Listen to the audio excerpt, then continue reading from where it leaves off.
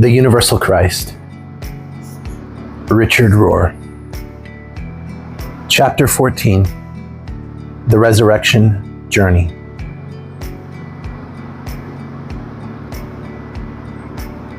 Everything will be all right in the end. If it's not all right, it is not yet the end. The Best Exotic Marigold Hotel. We've been talking about how suffering and sadness can take on a positive meaning when we shift to a one lump view of reality. But if all of us are in suffering, wouldn't we also need to say that we're one in life too? In this chapter, I want to enlarge your view of resurrection from a one-time miracle in the life of Jesus that asks for assent and belief, to a pattern of creation that has always been true and that invites us to much more than belief in a miracle. It must be more than the private victory of one man to prove that he is God. No preacher or teacher ever pointed this out to me, but in Paul's discourse to the Corinthians on the nature of resurrection, he says something very different from what most of us hear or expect. Paul writes, "If there is no resurrection from death, Christ himself cannot have been raised." 1 Corinthians 15:13. He presents resurrection as a universal principle, but most of us only remember the following verse. If Christ has not been raised, our preaching is useless, and your faith is useless. 15:14. Verse 14 gives us a good apologetic statement about Jesus' resurrection, but the preceding verse strongly implies that the reason we can trust Jesus' resurrection is that we can already see resurrection happening everywhere else. Why didn't we see that? Maybe it is because only modern science now makes it apparent. If the universe is Christian from the very beginning, then of course it can never die forever. Resurrection is just incarnation taken to its logical conclusion. If God inhabits matter, then we can naturally believe in the resurrection of the body. Most simply said, nothing truly good can die. Trusting that is probably our real act of faith. Resurrection is presented by Paul as the general principle of all reality. He does not argue from a one-time anomaly and then ask us to believe in this Jesus miracle, which most Christians are eager to do. Instead, Paul names the cosmic pattern and then says in many places that the Spirit carried in our hearts is the icon, the guarantee, the pledge, and the promise, or even the down payment of that universal message. See 2 Corinthians chapter 1, verse 21 through 22, Ephesians chapter 1, verse 14. Like I am feebly trying to do in this whole book, he is always grabbing for metaphors that will bring the universal message home. Nothing is the same forever, says modern science. 98% of our bodies, atoms, are replaced every year. Geologists with good evidence over millennia can prove that no landscape is permanent. Water, fog, steam, and ice are all the same thing, but at different stages and temperatures. Resurrection is another word for change, but particularly positive change, which we tend to see only in the long run. In the short run, it often just looks like death. The preface to the Catholic funeral liturgy says, "Life is not ended. It is merely changed. Science is now giving us a very helpful language for what religion rightly intuited and imaged, albeit in mythological language. Remember, myth does not mean not true, which is the common misunderstanding. It actually refers to things that are always true. God could not wait for modern science to give history hope. It was enough to believe that Jesus was raised from the dead, somehow planting the hope and possibility of resurrection in our deepest unconscious. Jesus's first incarnate life, his passing over into death, and his resurrection onto the ongoing Christ life is the archetypal model for the entire pattern of creation. He is the microcosm for the whole cosmos, or the map of the whole journey, in case you need or want one. Nowadays, most folks do not seem to think they need that map, especially when they are young. But the vagaries and disappointments of life's journey eventually make you long for some overall direction, purpose, or goal beyond getting through another day. All who hold any kind of unexplainable hope believe in resurrection, whether they are formal Christians or not, and even if they don't believe Jesus was physically raised from the dead. I have met such people from all kinds of backgrounds, religions, non-religious, religious. I do, however, believe in the physical resurrection of Jesus because it affirms that the whole physical and biological universe is also sane and grounds it as something more than a mere spiritual or miraculous belief. It must also be a fully practical and material belief. If matter is inhabited by God, then matter is somehow eternal. And when the Creed says we believe in the resurrection of the body, it means our bodies too, and not just Jesus's body. As in him, so also in all of us. As in all of us, so also in him. So I'm quite conservative and orthodox by most standards on this important issue, although I also realize it seems to be a very different kind of embodiment from all the resurrection accounts in the Gospels. I believe in a new heaven and a new earth. Isaiah chapter 65, verse 17, Romans chapter 8, verses 18 through 25, 2 Peter chapter 3, verse 13, and Revelation chapter 21, verse 1. And I believe the resurrection of Jesus is like the icon you click on your computer to get to the right place. Christianity's true and unique storyline has always been incarnation. If creation is very good, Genesis 1 verse 31, as its very inception, how could such a divine agenda ever be undone by any human failure to fully cooperate? Very good sets us on a trajectory toward resurrection, it seems to me. God does not lose or fail. That is what it means to be God.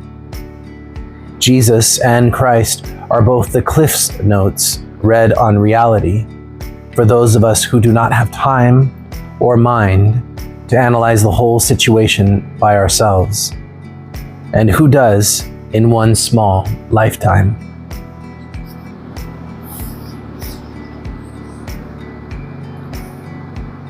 If the universe is Christianed from the very beginning, then of course it can never die forever.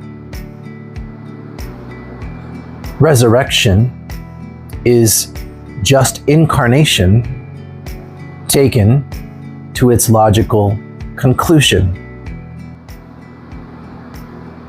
If God inhabits matter, then we can naturally believe in the resurrection of the body.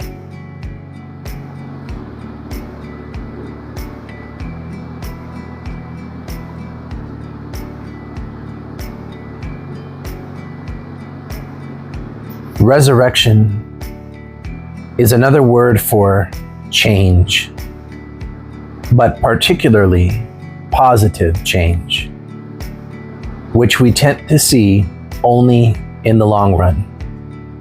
In the short run, it often just looks like death.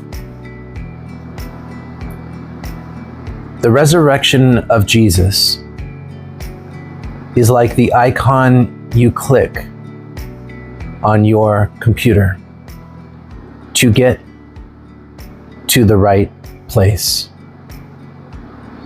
Christianity's true and unique storyline has always been incarnation.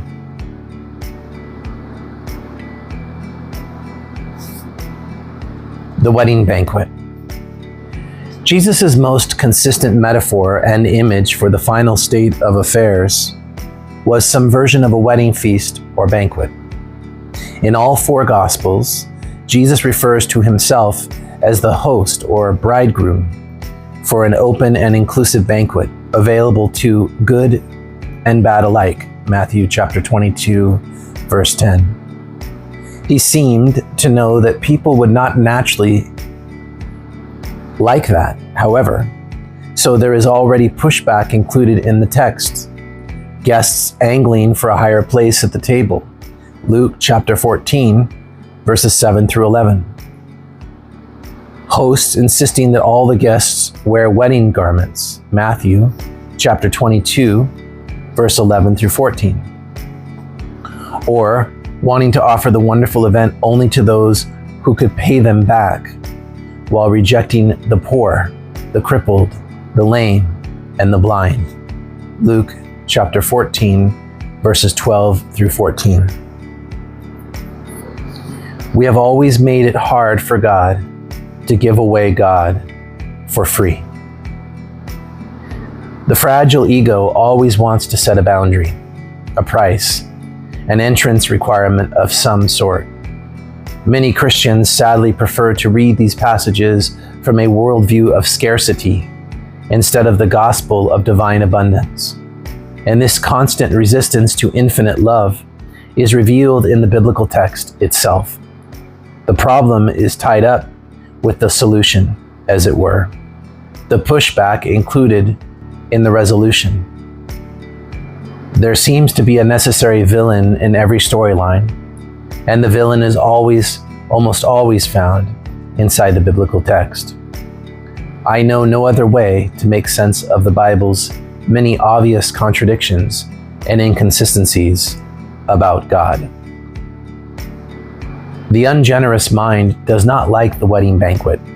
It prefers a dualistic courtroom scene as its metaphor for the end of time, which is why Matthew's end times sheep and goats parable is what most people remember, even though they do not follow its actual message about care for the poor, and remember only the scary verdict at the end.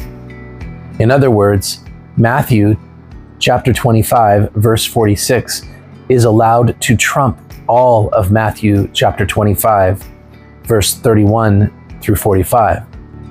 Scared people remember threats and do not hear invitations. Just as the first creation of something out of nothing, creatio ex nihilo, seems impossible to the human mind, so any notion of life after death seems to demand the same huge leap of faith. Grace's foundational definition could be something coming from nothing, and the human mind just does not know how to process that. Just as it does not like grace, it does not like resurrection. It is the same resistance. Resurrection, like most gifts of goodness, is also a creatio ex nihilo, which is precisely God's core job description. God is the one who gives life to the dead and calls into existence the things that do not exist. Romans chapter 4, verse 17. According to a wonderful line from Paul, or as Walt Whitman so beautifully put it, all goes onward and outward. Nothing collapses. And to die is different from what anyone supposed, and luckier. Reality with a personality. The central issue here is not whether Jesus did or did not physically rise from the dead, which is supposedly proves the truth of the Christian religion if you agree, and disproves it if you disagree. No scientific proof is ever likely to be possible. Besides, our endless attempts to prove a supernatural event are misguided from the start, because neither Christ nor Jesus is outside of our natural reality in the first place.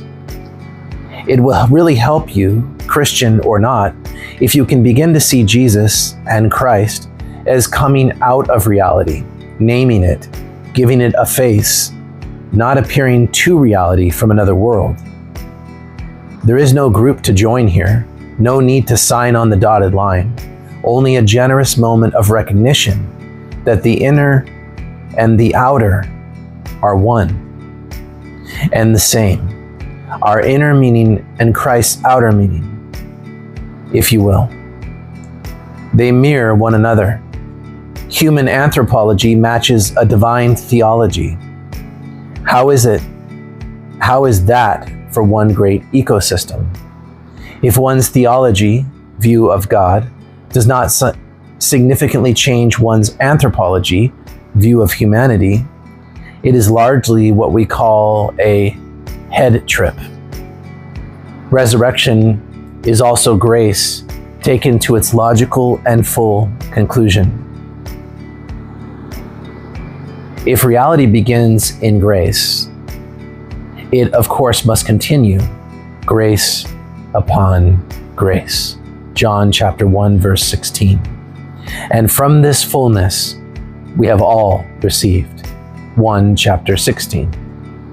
In such a field, we now might have the courage to join Jesus in imagining that I and the Father are one. John chapter 10, verse 32. That is what I mean by theology changing anthropology.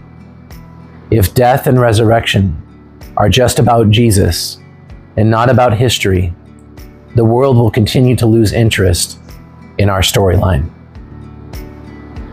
The evolutionary theologian Michael Dowd loves to say that God might best be seen as reality with a personality.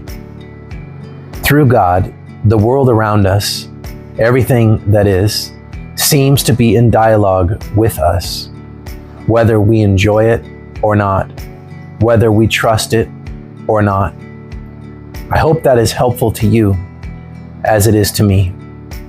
Even when our lives feel meaningless, we can still trust and be confident that someone is talking, and that someone is also listening when we talk. To be outside of that constant interface is probably what it means to not believe. Every time you choose love or positively connect with someone or something, you are in touch with the divine personality.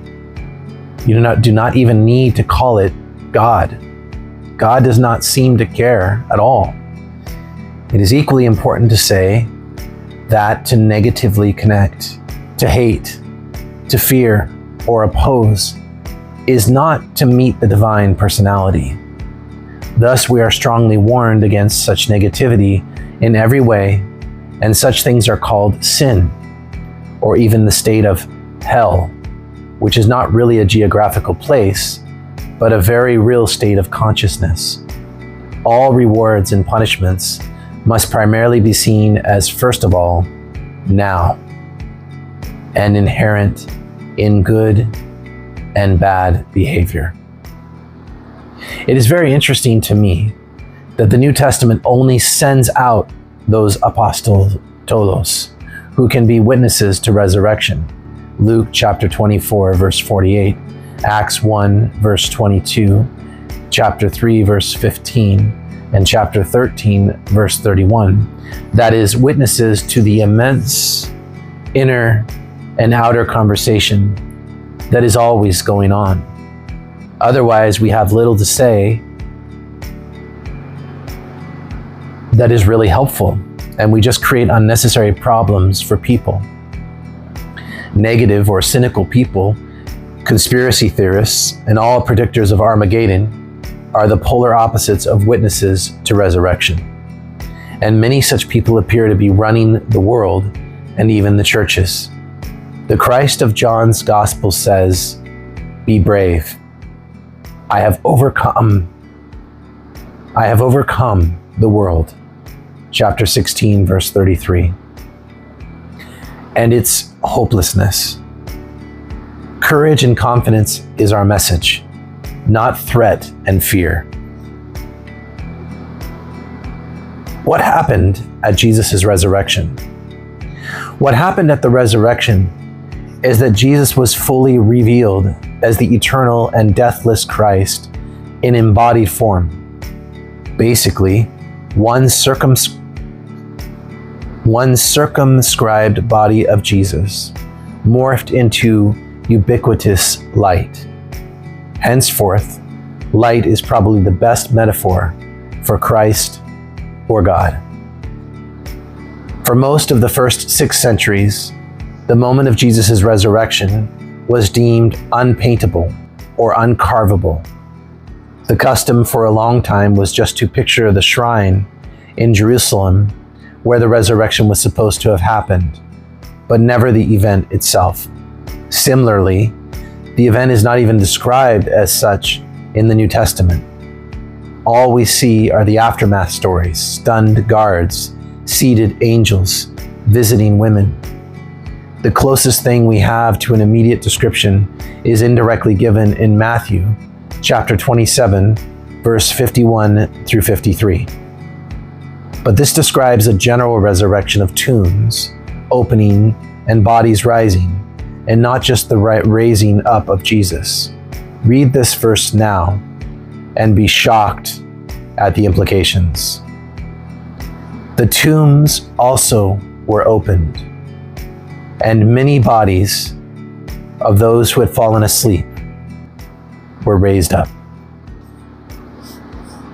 After the resurrection stories, more followers dared to see Jesus as the Lord, or at least as one with the Lord, which we often translated as Son of God.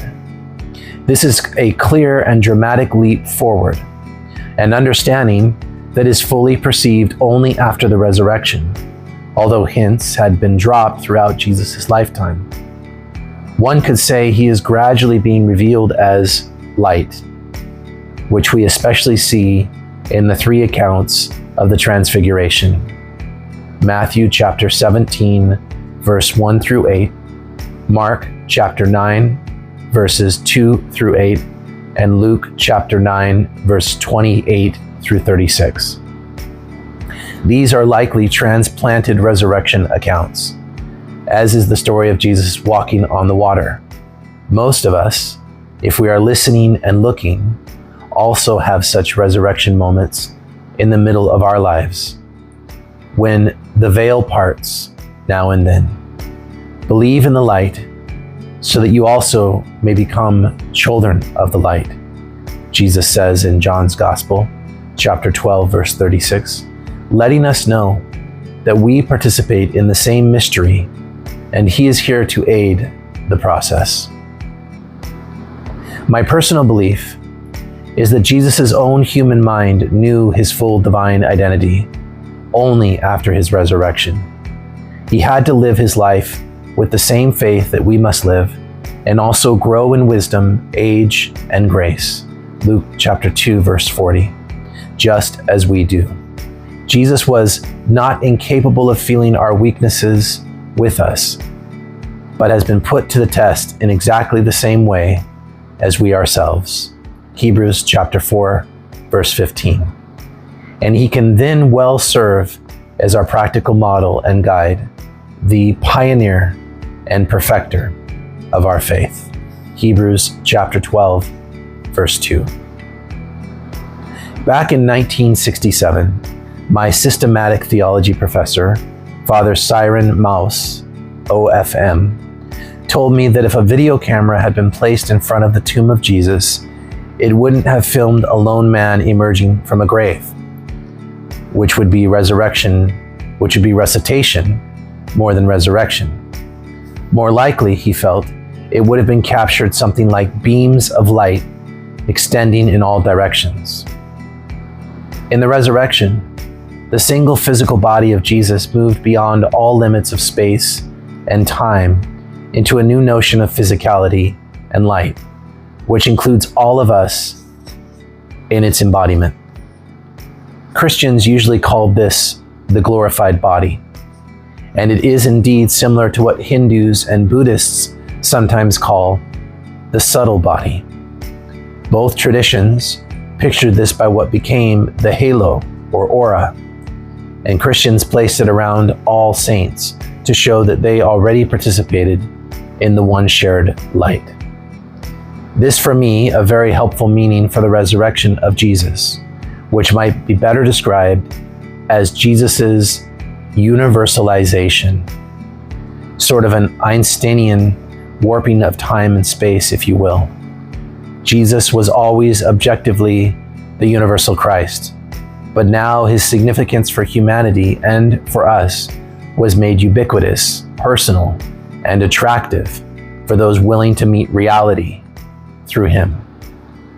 Many do meet divine reality without this shortcut, and we must be honest about that.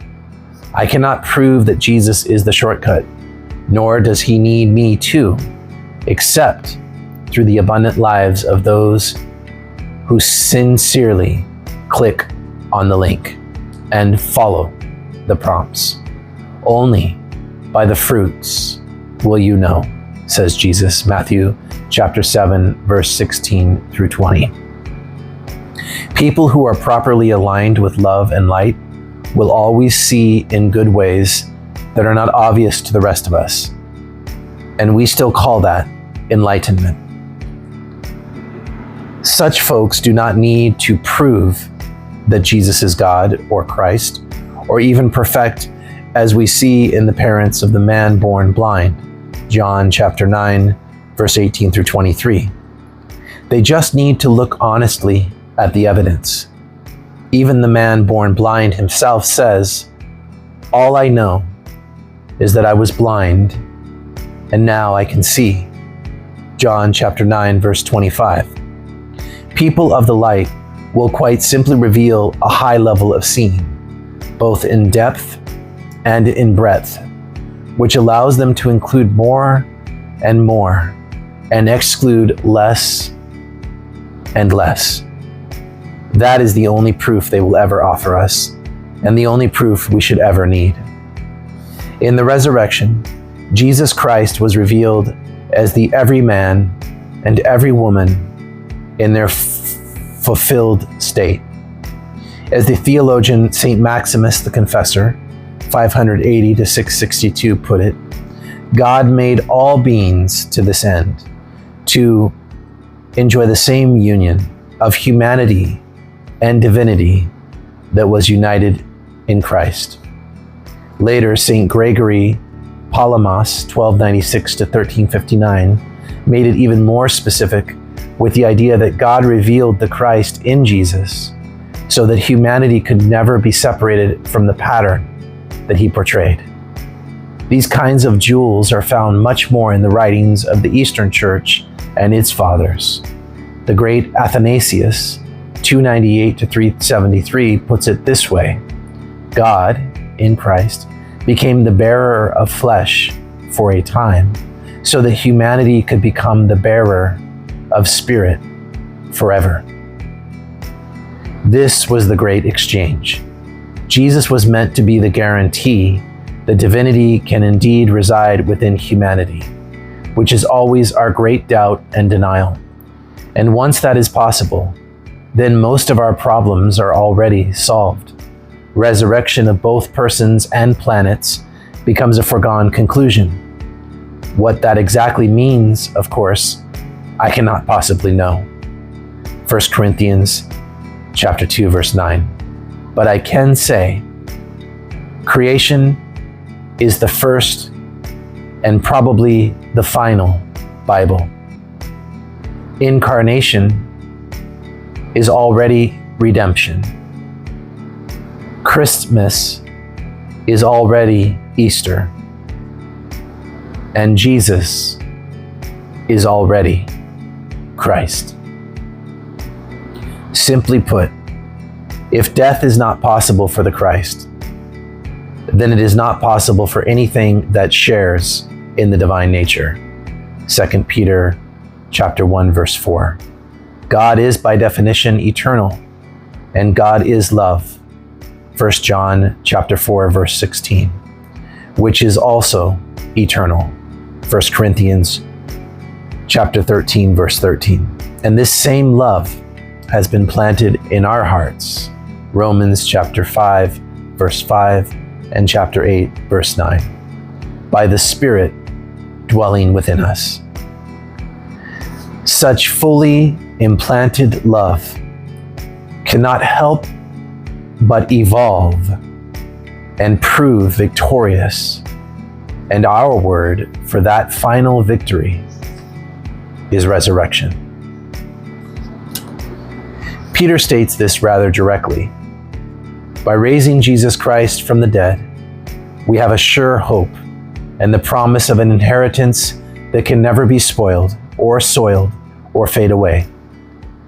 It is being kept for you in the heavens and will be fully revealed at the end of time.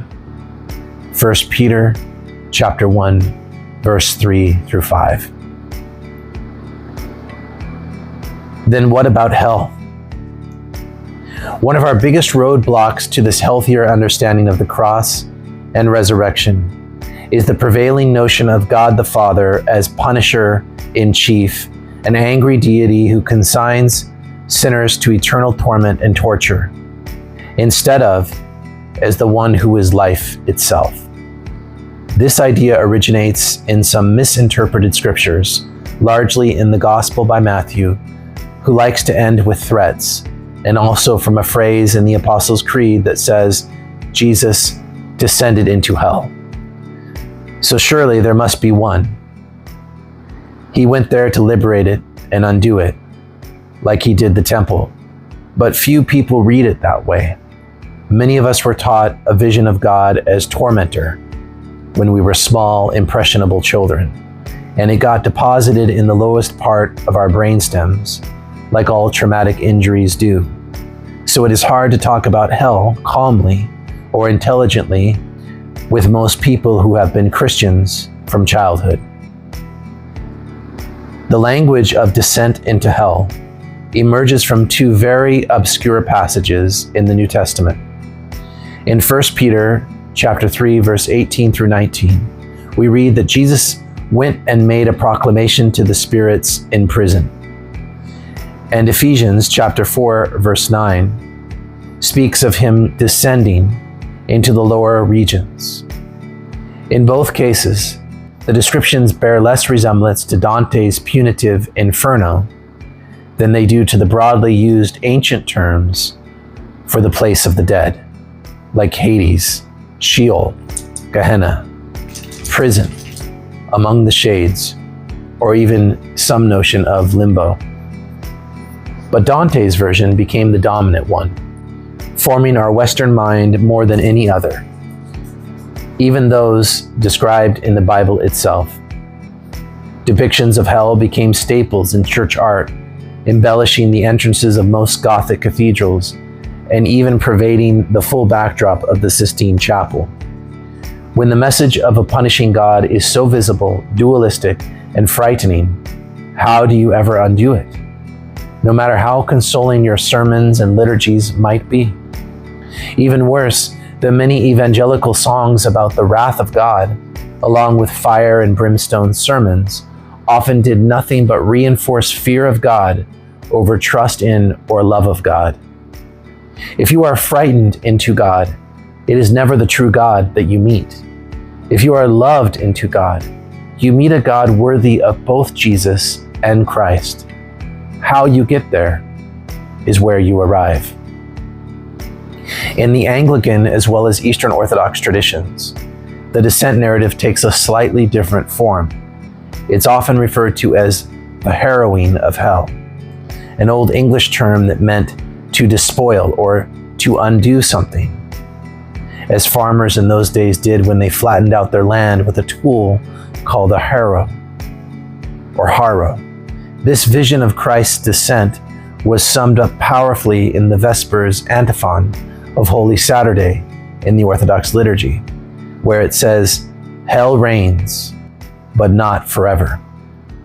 Eastern iconography, in contrast with the Western images, which emphasize flames and torture, often pictures Jesus pulling souls out of hell, not thrusting them into it. Google it if you doubt me. What a completely different message. No wonder Easter is a much bigger and more celebrated feast in the Eastern Church, where the congregation voluntarily cheers and shouts with delight, "Christ is risen! Christ is risen indeed!" The underlining message is that we are too. In his commentary on the Apostles' Creed, Pope Benedict admits that the phrase "descended into hell" is problematic, confusing, and based on mythological language. He concludes that if Christ indeed went there, he could have done nothing but undo the place. He would have stopped its functioning, just as he did when he harrowed the money changers in the temple. Hell and Christ cannot coexist, he seems to say. We must see Jesus as triumphing over hell and emptying it out. Many of our Eastern hymns and sermons actually say as much, but most of us never really accepted the enormity of this message. He destroyed death, we sing, often without really seeming to mean it.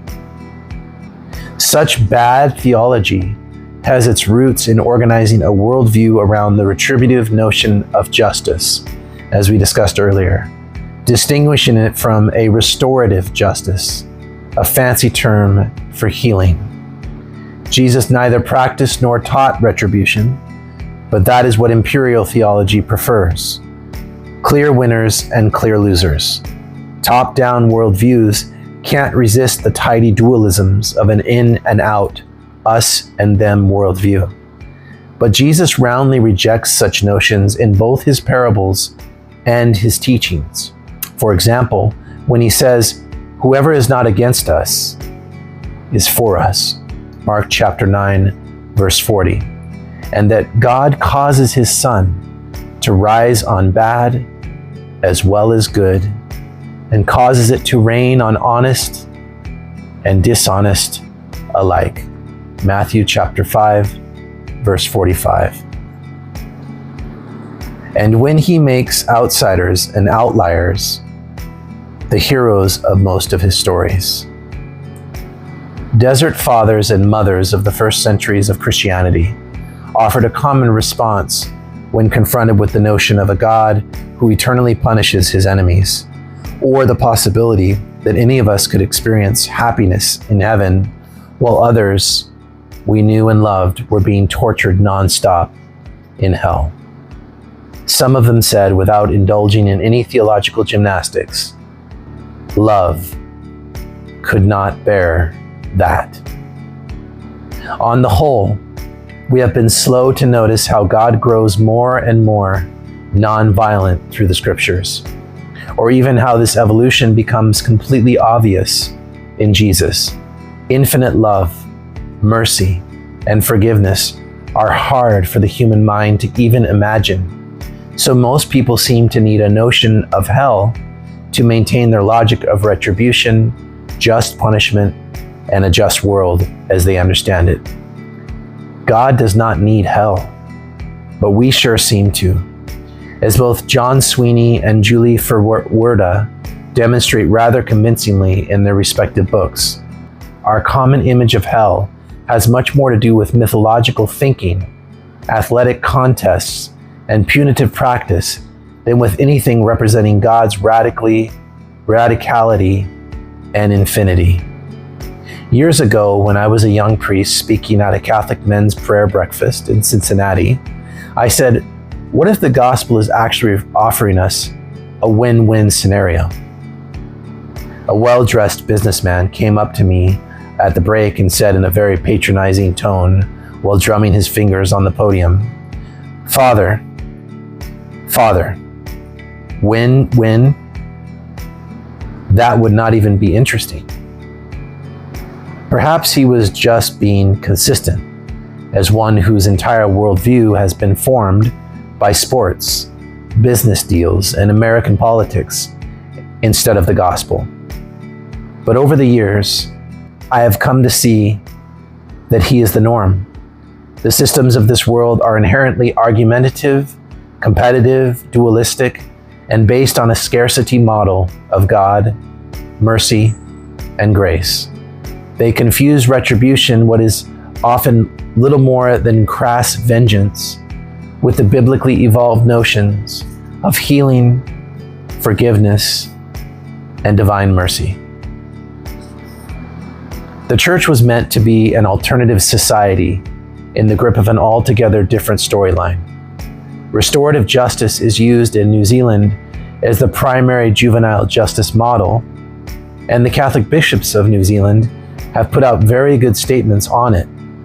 We see this alternative model of justice acted out in Scripture, famously in Jesus' story of the return of the prodigal, Luke chapter 15, verse 11, but almost always in the prophets. If we can first endure their triads, their tirades, God's justice makes things right at their very core, and divine love does not achieve its end by mere punishment or retribution. Consider Habakkuk, whose short book develops with vivid messages of judgment, only to pivot at the very end to his great nevertheless. For 3 chapters, Habakkuk reams out the Jewish people, then, at the close, has God say in effect, "But I will love you even more until you come back to me." We see the same in Ezekiel's story of the dry bones, chapter 37, and in Jeremiah's key notion of the new covenant, chapter 31, verse 31. God always outdoes the Israelites' sin by loving them even more. This is God's restorative justice. Yet we remember collectively the admittedly harsh judgments that usually come earlier in all these texts, which I have come to believe were the prophet's own way of teaching the principle of karma. Goodness is its own reward, and evil will always be its own punishment. That was their way of communicating divine fairness built into our good and bad actions. But the nature of our neurons seems to be that we remember the negative and forget the positive. Threats of hell are unfortunately memorable to people than promises of heaven. As long as you operate inside any scarcity model, there will never be enough God or grace to go around. Jesus came to undo our notions of scarcity and tip us over into a worldview of absolute abundance, or what he would call the reign of God. The gospel reveals a divine world of infinity, a worldview of enough and more than enough. Our word for this undeserved abundance is grace. Give, and there will be gifts for you, full measure, pressed down, shaken together, and running over, poured into your lap. Luke chapter 6, verse 38. It is a major mental and heart conversion to move from a scarcity model to an abundance model. No gospel will ever be worthy of being called good news unless it is indeed a win-win worldview. and good news for all the people. Luke chapter 2, verse 10, without exception. The right to decide who is in and who is out is not one that our little minds and hearts can even imagine. Jesus' major theme of the reign of God is saying, only God can do such infinite imagining, so trust the divine mind.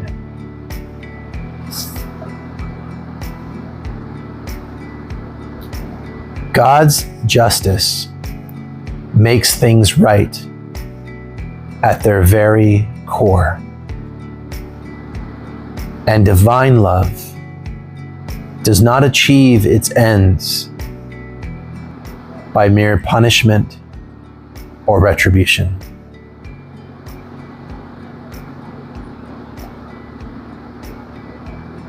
But I will love you even more until you come back to me.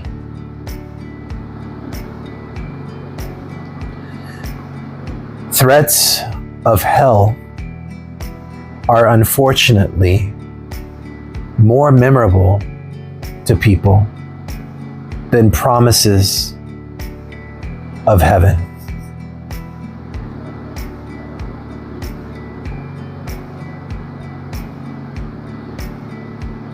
We shall all be changed.